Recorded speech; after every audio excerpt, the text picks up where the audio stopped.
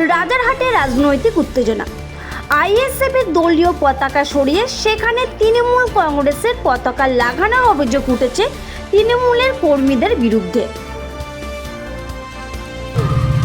আরে ঝান্ডা তো পরের কথা, আমাদের ঝান্ডাগুলো খুললো কারা? এত বড় সাহস দলীয় পতাকায় হাত?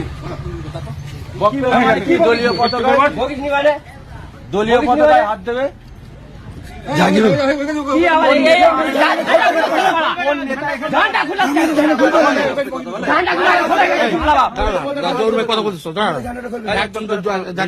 আমি কথা বলছি, মিটিং হবে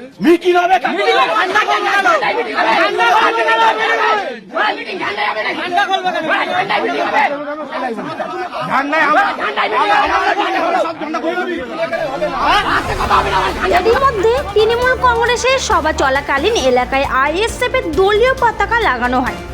বিষয়টি ঘিরে রাজনৈতিক চাপানুতর শুরু হয়েছে। আইএসএফ কর্মীদের বক্তব্য, আইএসএফের পতাকা খুলে আমাদের দমানো যাবে না, পাল্টা জবাব দেওয়া হবে।